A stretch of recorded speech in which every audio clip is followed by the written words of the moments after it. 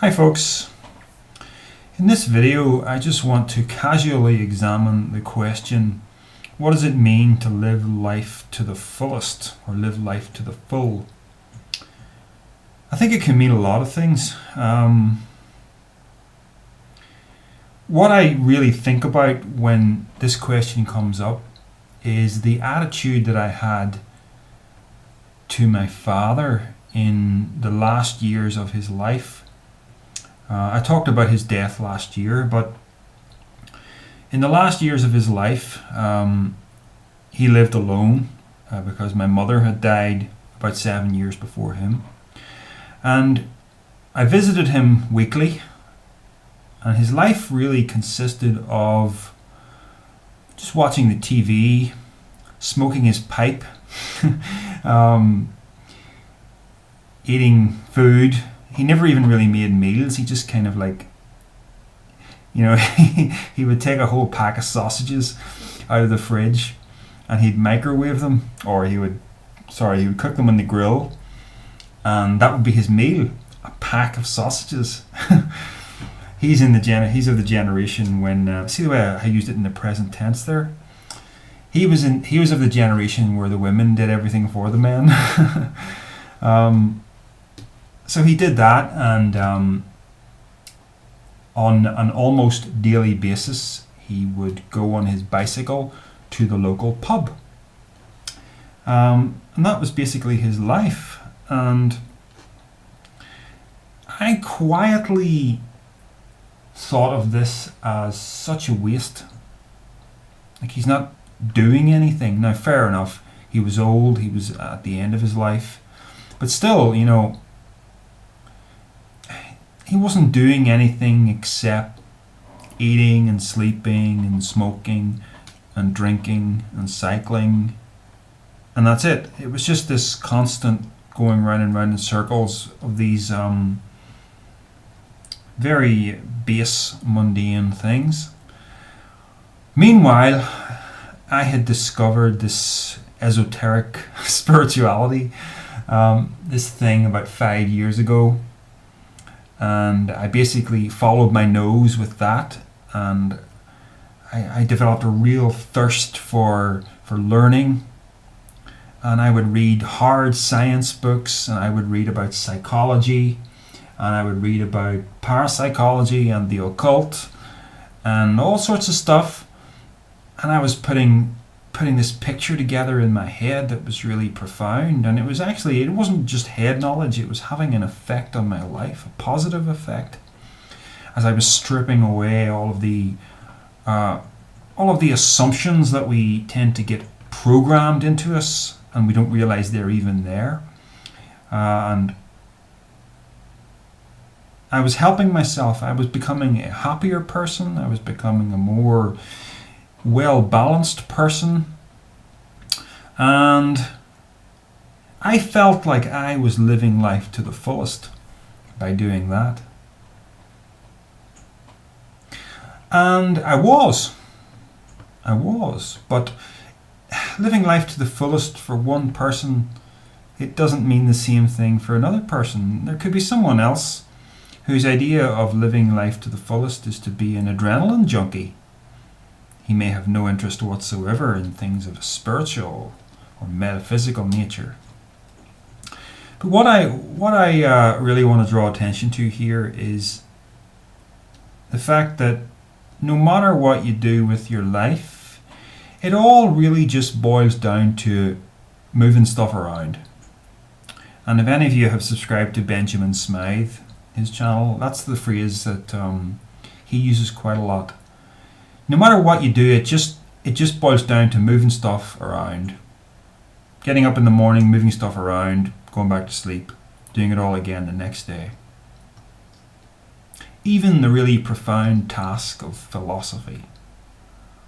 Even discovering the cure for cancer. It all just boils down to moving stuff around. I'll tell you why. Because this doesn't end well. And I'm not just talking about an individual human life. I am talking about, they say death is the great equalizer, and it really is.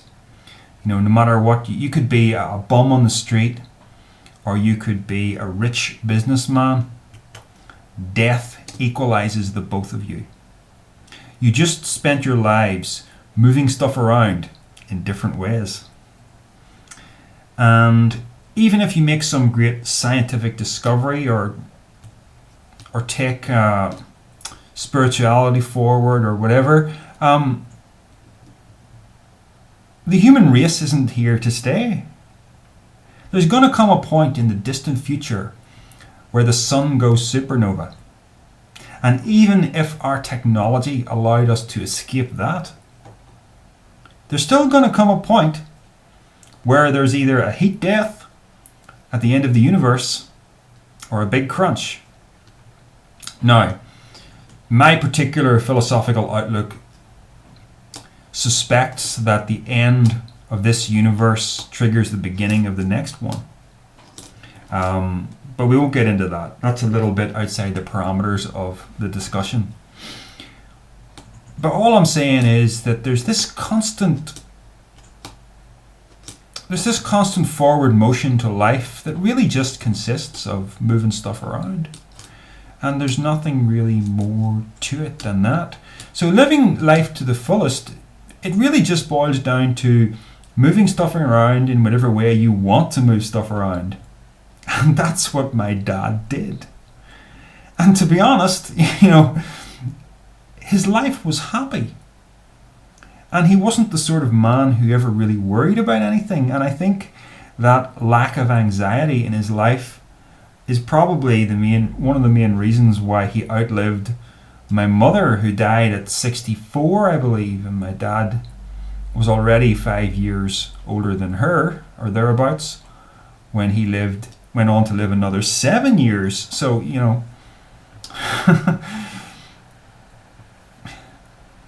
he liked his life. Now, the thing that got my dad was a very sudden road traffic accident.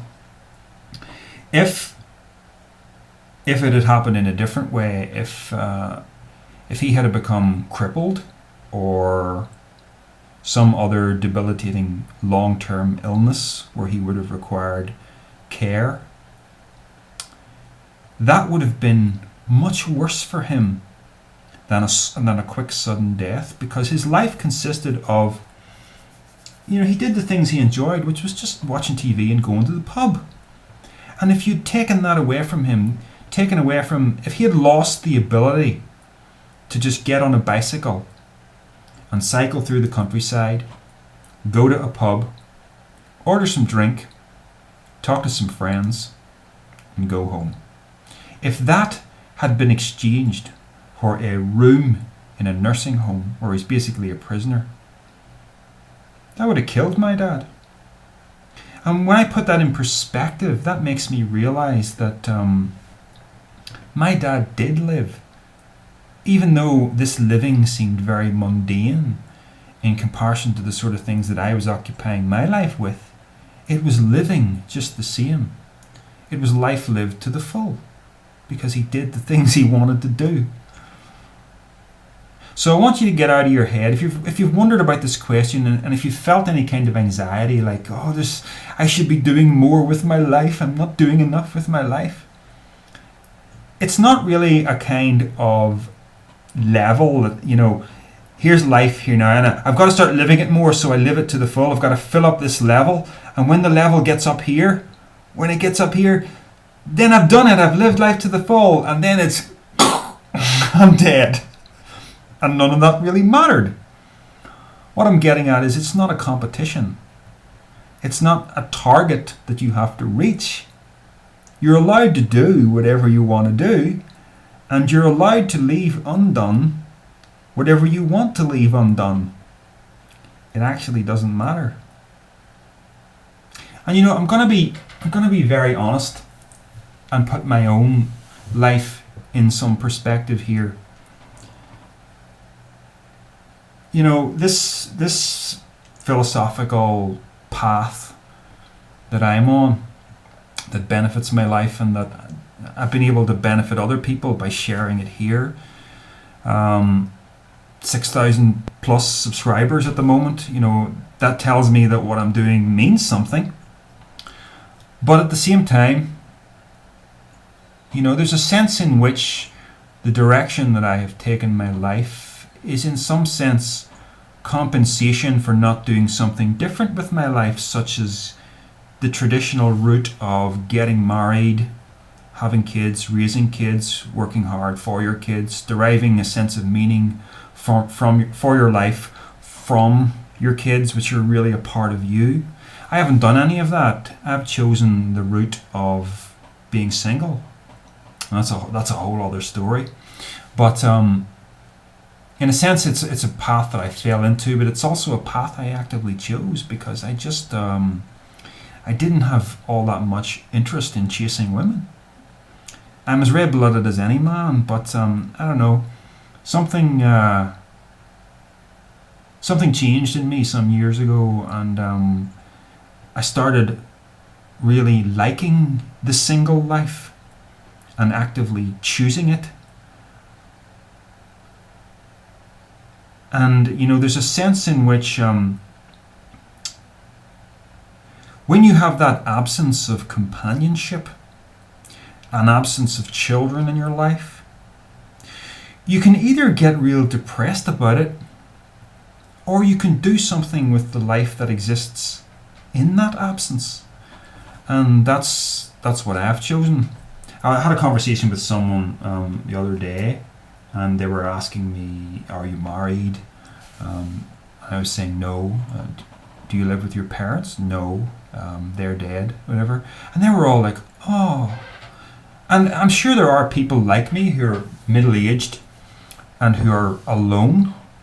I have no brothers and sisters. I have no parents. I have no wife. I have no kids. There are a few relatives and a few friends, and that is the extent of the social relationships in my life.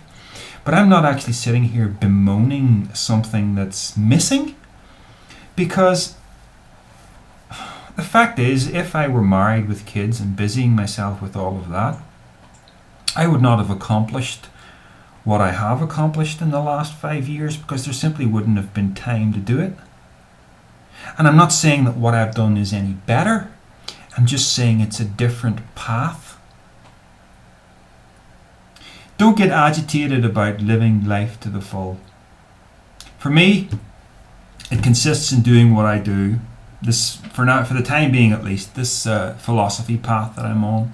At other times in my life, I have enjoyed writing novels. I've enjoyed making music. I've always been creative in one way or another. Making amateur films too, sometimes. So that's what it consists of for me. I just don't seem to be built for something like marriage and kids. It takes all sorts of people to make a world, So pick something you want to do and do it. And don't worry if you get done all the things you want to do or if you don't. Because if you got them done, if you got everything done, you'd need something else to do then, wouldn't you? So just do what you want to do.